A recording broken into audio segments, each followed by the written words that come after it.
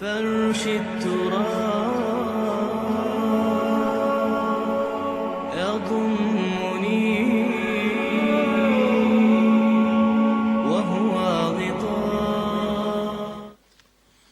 بیچاری کئی روز سے دم توڑ رہی ہے، ڈر ہے خبر بد نہ میرے منہ سے نکل جائے. تقدیر تو مبرم نظر آتی ہے ولیکن پیران کلیسا کی دعا ہے کہ یہ ٹل جائے. تو پہلی بات میری ختم ہوئی، عالمی نظام خلافت دنیا کی تقدیر مبرم ہے، ہو کر رہے گی، اس میں کسی صاحب ایمان کو کوئی شک، کوئی شبہ، کوئی ریب نہیں ہونا چاہیے.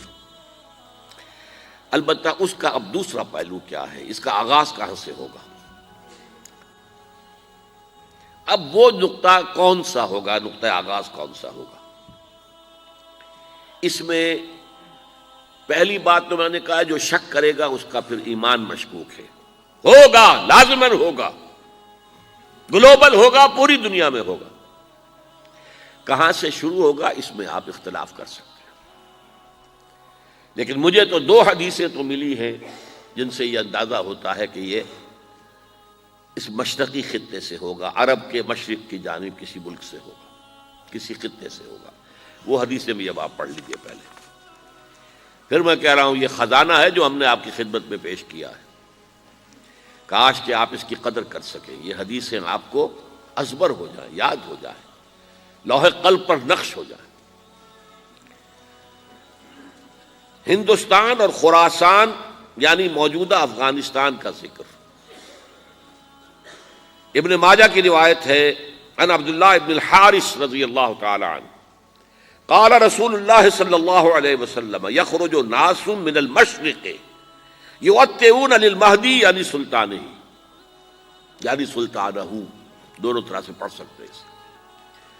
حضرت عبداللہ ابن حارث فرماتے ہیں رضی اللہ تعالی عنہ کہ حضور نے ارشاد فرمایا مشرق کی طرف سے وہ فوجیں نکلیں گی، لوگ آئیں گے جو عرب میں مہدی کی حکومت قائم کریں گے. یہ مہدی کون ہوں گے اس کا ذکر میں ذرا بعد میں کروں گا، لیکن نوٹ کر لیجئے کہ مہدی سے پہلے لازماً کسی مشرقی علاقے کے اندر وہ نظام قائم ہو چکے گا، تب وہاں سے فوجیں آئیں گی نا. یہ مشرق کون سا ہے؟ عرب کے مشرق میں آپ چلیے ایران بھی آ جائے گا، افغانستان بھی ہے، پاکستان بھی ہے، اور اگر اسے اور توسیع دیں تو ہندوستان بھی ہے. یہ ہے عرب کا مشرق. اس سے فوجیں جائیں گی. اس کا کیا مطلب ہے کہ اس میں سے کسی جگہ پر نظام خلافت پہلے قائم ہو جائے گا تاکہ وہاں سے فوجیں جائیں گی جو جزیرہ نماء عرب میں حضرت مہدی کی حکومت کو قائم کریں گی. اب دوسری حدیث سنیے. یہ سنن ابن ماجہ کی حدیث تھی جو میں نے آپ کو سنائی، آپ نے پڑھی. دوسری عن ابی ہریرہ رضی اللہ تعالی عنہ، یہ ترمذی شریف کی روایت ہے. قال قال رسول اللہ صلی اللہ علیہ وسلم یخرج من خراسان رایات سود لا يردها شیء حتی تنصب بایلیا. خراسان کے علاقے سے سیاہ جھنڈے لے کر فوجیں آئیں گی، ان کا رخ کوئی موڑ نہیں سکے گا، ان کو پیچھے پھیر نہیں سکیں گے کوئی بھی، یہاں تک کہ وہ یروشلم میں جا کر جھنڈے نصب کر دیں گے. ایلیا حضور کے زمانے میں یروشلم کو کہتے تھے. یہ یروشلم تھا جب حضرت سلیمان کی حکومت تھی اور یہاں پر معبد سلیمانی، ہیکل سلیمانی قائم ہوا. پھر یہ یروشلم ہی رہا ہے تاریخ میں، یہاں تک کہ سن 70 عیسوی میں جب ٹائٹس رومی جنرل نے اس کو گرایا، ختم کیا، سیکنڈ ٹیمپل گرا دیا اور یہاں سے یہودیوں کو کہا نکل جاؤ، یہاں سے کوئی یہودی باقی نہیں رہا، بالکل تہو بالا برباد کر دیا. اس کے کوئی 150 سال بعد ہیڈریان، رومن ایمپرر ہیڈریان، اس نے پھر دوبارہ آباد کیا اس شہر کو. 150 سال تک یہ بالکل بنجر اور بالکل غیر آباد پڑا تھا. اب ہیڈریان نے جب آباد کیا تو اس کا نام ایلیا رکھا، اب یروشلم نام نہیں تھا. تو حضور کے زمانے میں پھر اس کا نام ایلیا تھا. اور اب اس سے کیا معلوم ہو رہا ہے کہ یہ یروشلم مسلمانوں کے قبضے سے اس وقت نکلا ہوا ہوگا.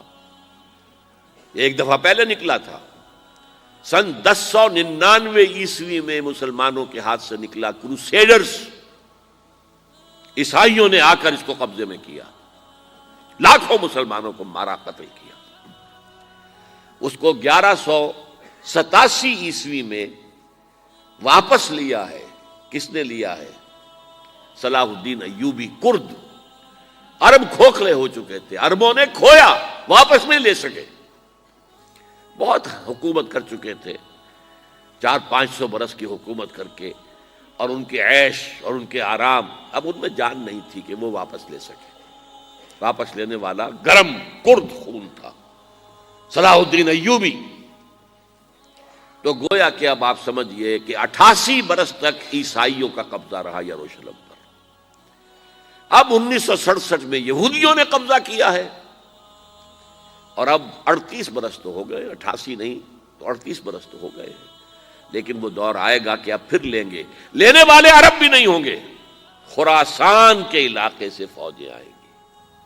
یہ خراسان کیا تھا؟ ایلیا تو میں نے آپ کو بتا دیا، یروشلم کا نام ہے.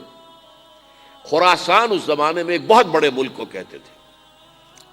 کچھ حصہ پاکستان کا بھی اس میں شامل ہے، کچھ حصہ ایران کا بھی ہے. ایران کے اس حصے کو اب بھی خراسان کہتے ہیں، وہ ایک صوبہ ہے. خراسان ایک صوبہ ہے ایران کا، چھوٹا سا. پاکستان میں خاص طور پر یہ جو علاقہ مالاکنڈ ایجنسی کہلاتی ہے، اس سے اوپر جتنا علاقہ ہے، اور یہ جو واخان کی ایک پٹی آتی ہے اوپر، واخان افغانستان کی ایک پٹی سی دم سی چلی آتی ہے جو جا کر چائنا کی سرحد سے مل جاتی ہے. یہاں سے لے کے یہاں تک یہ جو مالاکنڈ کا وہ درہ ہے اور پہاڑ ہے، یہ بھی خراسان کا حصہ ہے. باقی تقریباً 2/3 آف افغانستان ساؤدرن حصہ نہیں ہے خراسان کا حصہ، یہ سیستان کہلاتا تھا، یہ خراسان نہیں ہے. لیکن یہ کہ اوپر کا 2/3 آف افغانستان، اور اس کے ساتھ یہ جو عرب، جو اب یہ ترک ممالک آزاد ہوئے ہیں سوویت یونین کی ڈسولوشن کے ساتھ، یہ سارا علاقہ کہلاتا ہے خراسان بزرگ، دی گریٹ خراسان.